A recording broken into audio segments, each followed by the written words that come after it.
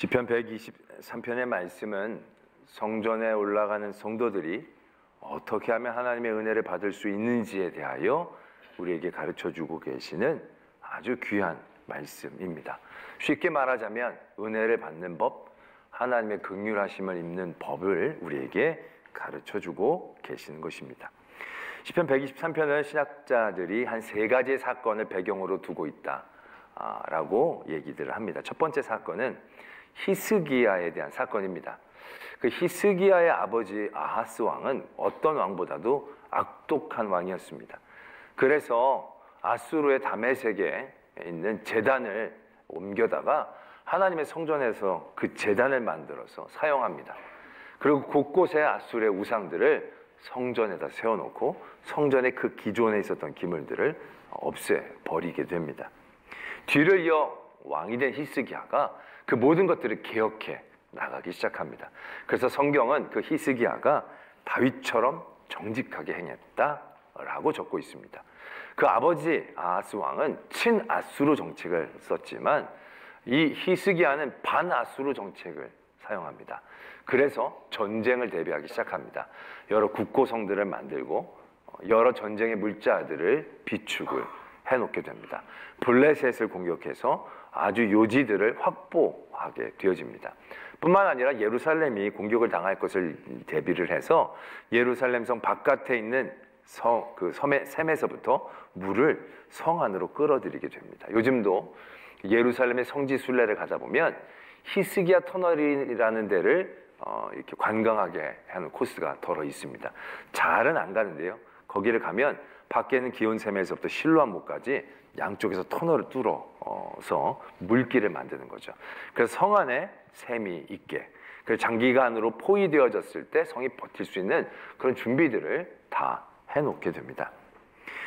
드디어 아수르 사네립 왕이 공격을 시작했습니다. 그런데 생각했던 것보다 아수르는 굉장히 강했습니다. 여러 성들이 속절없이 무너지기 시작한 겁니다.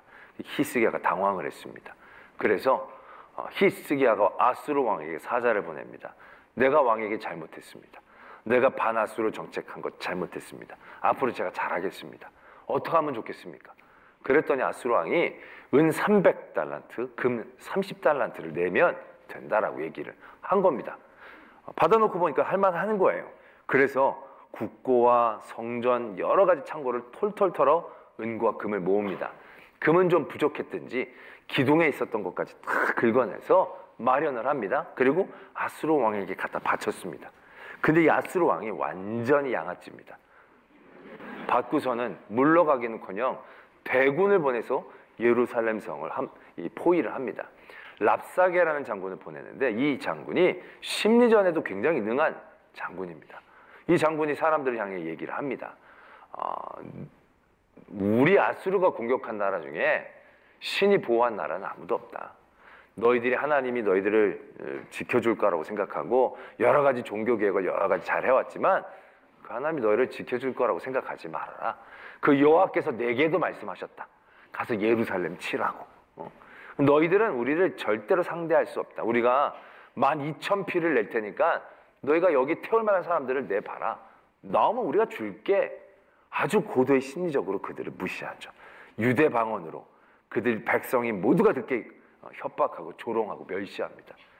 제발 유대 말로 하지 말고 너희들 말로 좀 해라 그랬더니 다 들어야 된다고. 너희들이 이제 너희 대변을 먹고 소변을 먹는 일들이 곧 이루어질 거라고.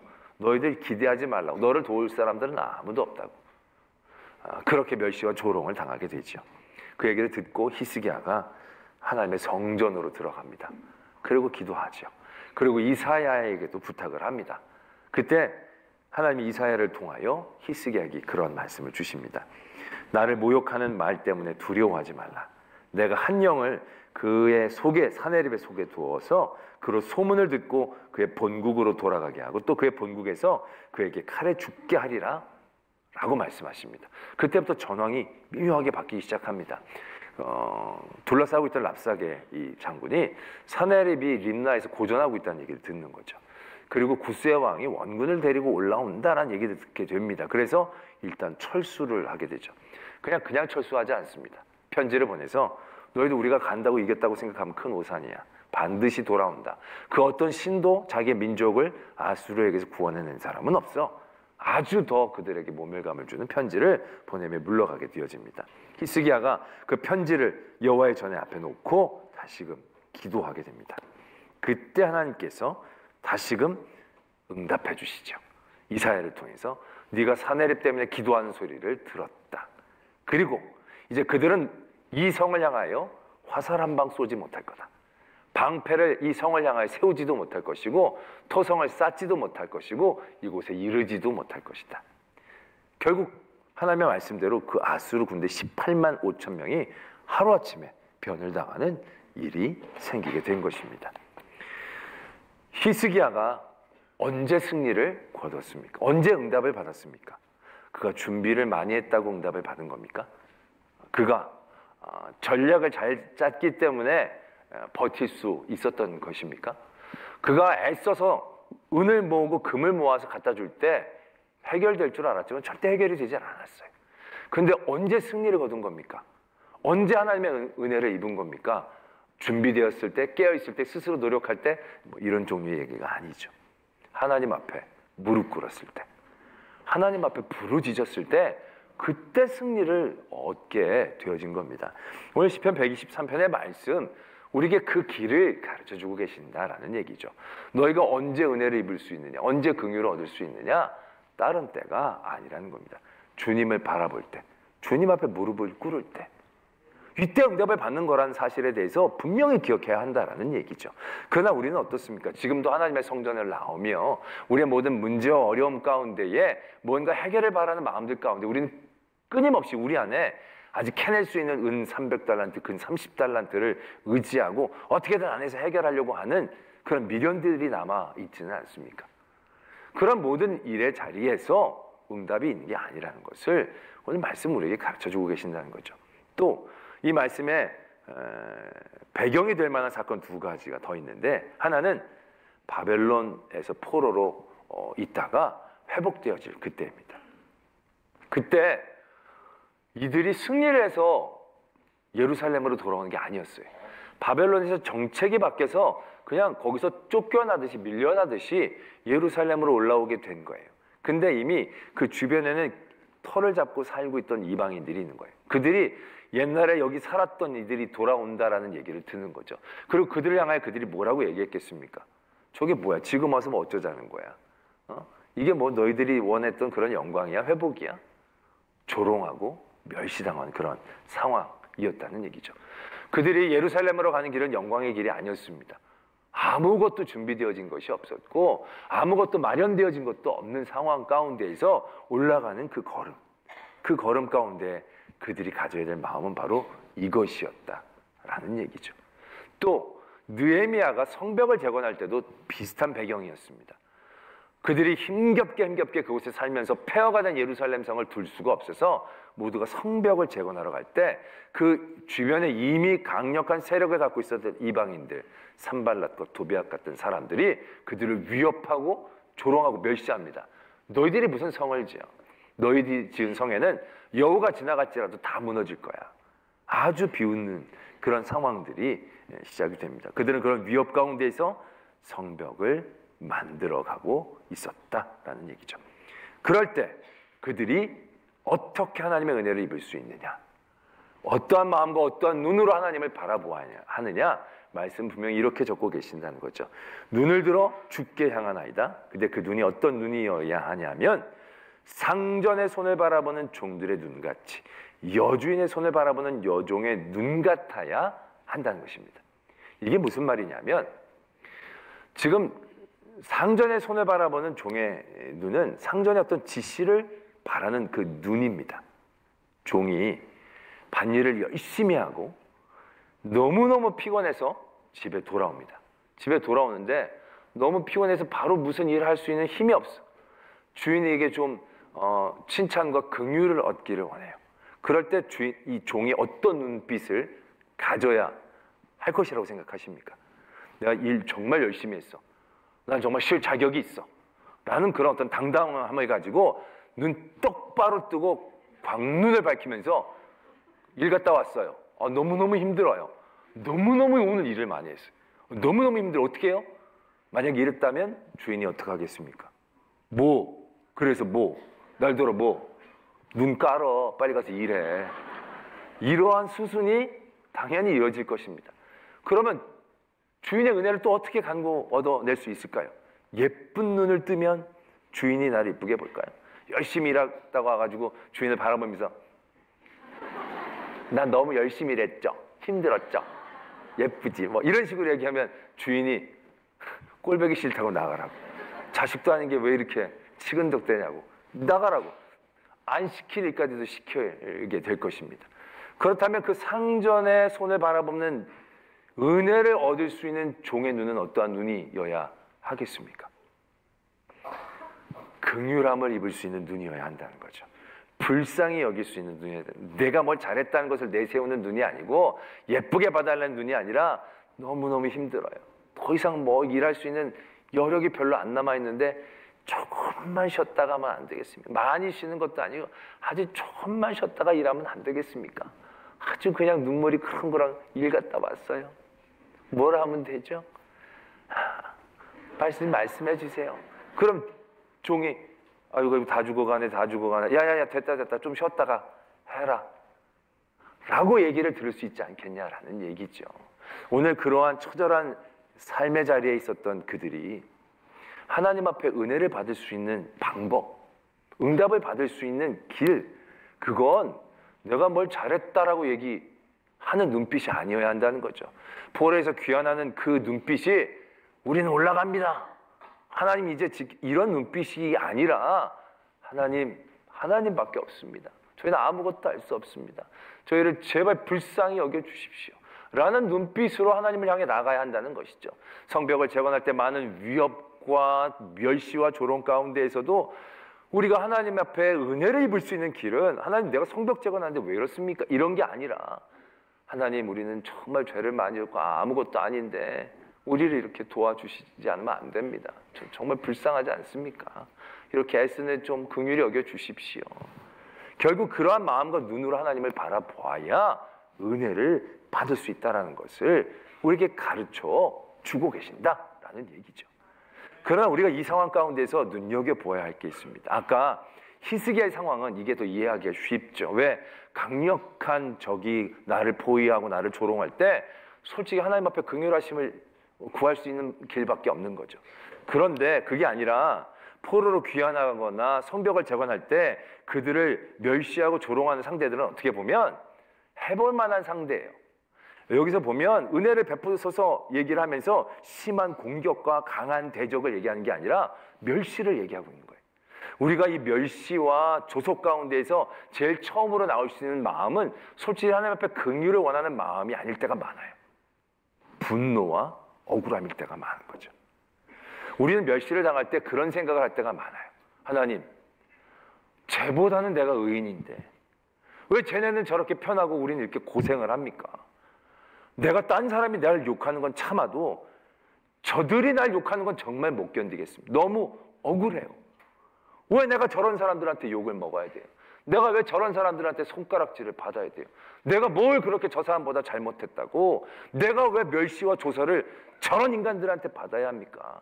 저 이방인들 하나님 잘 섬기는 게 아니라 하나님 배역하는 저들인데 우리가 저들보다 낫지 않습니까?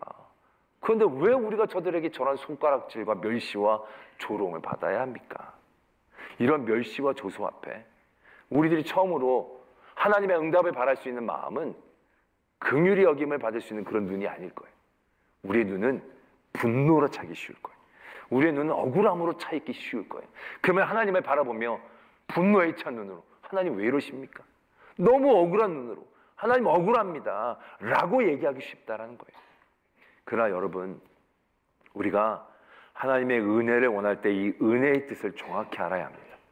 이 은혜는요, 원어적인 뜻으로는 우리가 더 이해하기 쉽게는 긍휼에 가깝습니다. 사회적 약자들에게 자발적으로 우러나는 불쌍히 여기는 마음과 필요한 것들을 충족시켜주고 실제적으로 무조건적인 도움을 주는 행위들을 의미한다는 거예요.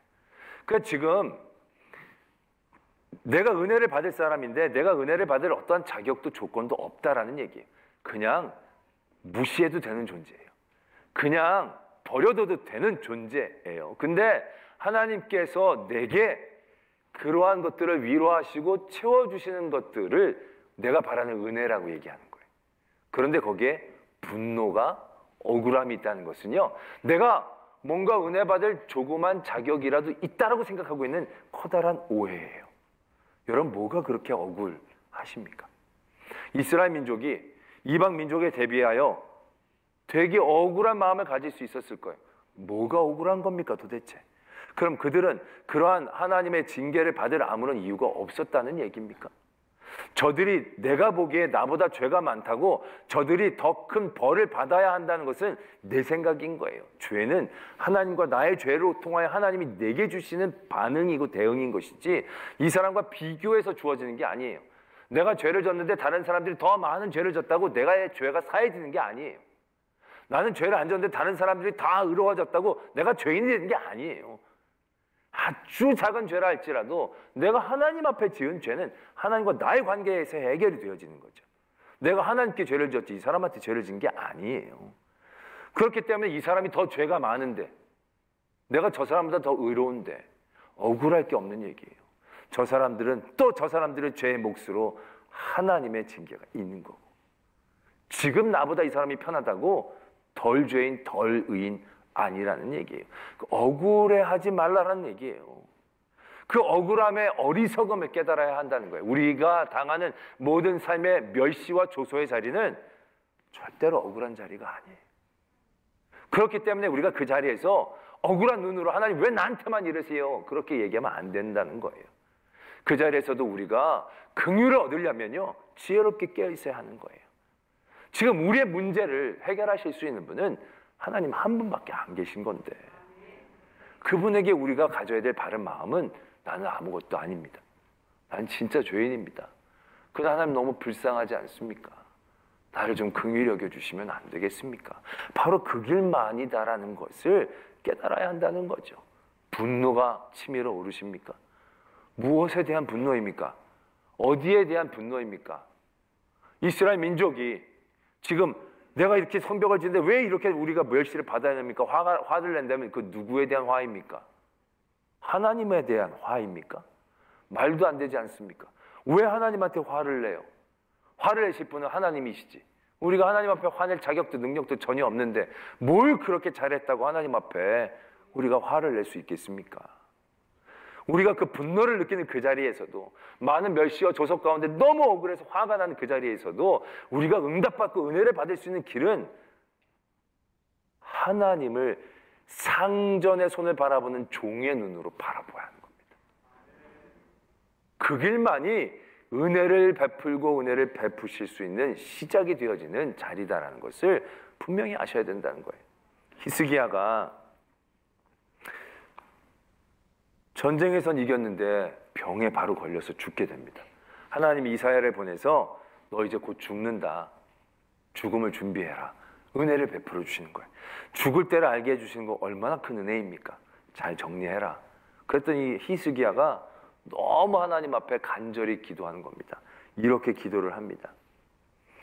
하나님, 제발 저를 긍휼히 여겨주시고 내가 주님께 했던 진실과 전심으로 주 앞에 행하며 주께서 보시기에 선하게 행한 것을 기억하옵소서. 히스기야가 심히 통곡을 하면서 하나님 앞에 기도하는 거예요. 진실과 전심, 선하게 행한 것. 솔직히 히스기야는 그렇게 얘기할 만한 자격이 있어요. 정말로 그렇게 살아왔다고 말씀이 적어주고 계시거든요. 그때 하나님께서 이사야를 다시 되돌려 주십니다. 야, 히스기야한테 가서 이렇게 얘기하라. 근데 하나님이 어떻게 히스기야에게 이렇게 말씀하시게 하셨냐면, 여호와의 말씀이 내가 여호와가 너의 기도를 들었고 너의 눈물을 보았노라. 내가 너를 낫게 하리니 내가 3일 만에 여호와의 성전에 올라가겠고. 하나님께서 히스기야를 이제 부르시려고 하다가 마음을 돌이키셨어요. 그 돌이키신 이유가 그의 눈물을 보았다는 얘기예요. 지금 히스기야는 내가 얼마나 진심과 전심으로 성하게 하나님 앞에 잘한 것 좀 기억해 달라고 얘기합니다. 근데 하나님 그 잘한 것이 하나님에겐 그렇게 탁월한 게 아니에요. 하나님이 이미 정하시고 그에게 주신 복과 은혜는 족한 건데 그것을 더 주실 만한 그런 제목이 되는 건 아니라는 거예요. 근데 하나님의 마음이 감동하셨어요. 하나님의 마음이 움직이셨어요. 그래서 그를 15년이나 더 살게 해주셨어요. 그가 15년이나 더 살 수 있는 은혜를 받을 수 있었던 한 가지의 이유는 기도와 통곡이라는 거예요. 하나님 앞에 눈물을 흘리며 기도했다라는 것이에요. 하나님 앞에 불쌍히 여김을 얻기 위하여 울며 기도할 때, 그 눈을 가질 때, 그 눈이 갖는 건요, 내 눈물이 공로가 될 수 없는 눈물이라는 거예요. 주시면 감사하지만 안 주셔도 어쩔 수 없는 그러한 나의 자리들을 분명히 깨닫는 거예요. 우리는 우는 것도 공로처럼 생각할 때가 많아요. 우는 건 자격이 없고 능력이 없는 우리들이 할 수밖에 없는 길인 거고요. 종이 막 울면서 힘들어서 막 왔는데 주인이 본척만척하고 가서 밥해라 그러면 그냥 밥해야지, 이렇게 울었는데 진짜 인간도 아니라고 얘기하면 말이 되겠냐는 거예요. 그게 아니라는 거예요. 그냥 가서 밥해라면 또 밥하고 무슨 주인의 뜻이 있겠지라고 생각하면서 순종할 뿐이지, 내가 거기서 쉬겠다고 울었는데 왜 이러냐고 얘기할 자격과 능력이 없다는 것을 분명히 깨달아야 한다는 얘기죠. 그래야 그것이 하나님의 긍휼하심을 얻을 바른 마음이 되어지고 눈빛이 되어진다는 거예요. 우리는 종 같은 눈빛으로 쳐다보지만 종 코스프레 할 때가 많아요. 그래가지고 하나님이 조금만 잘 안 대해주시면 바로 주인집이 돼가지고 막 쌍눈을 키면서 하나님 분노하고 억울하다고 얘기하는 말도 안 되는 어리석은 짓을 저지를 때가 얼마나 많이 있냐라는 것이죠. 하나님께서 이 땅에 예수 그리스도를 보내주신 이유는 우리에게 가능성이 있어서도 아니에요. 우리가 많은 의를 쌓아서도 아니에요. 우리들 중에 노아 같은 의인이 있어서도 아니에요. 아무것도 없었어요. 그런데 하나님이 우리를 불쌍히 여기셔서, 우리를 사랑하셔서 예수님을 보내주신 거예요. 우리가 은혜를 받는, 은혜를 누리는 길도요, 다 그거 하나예요.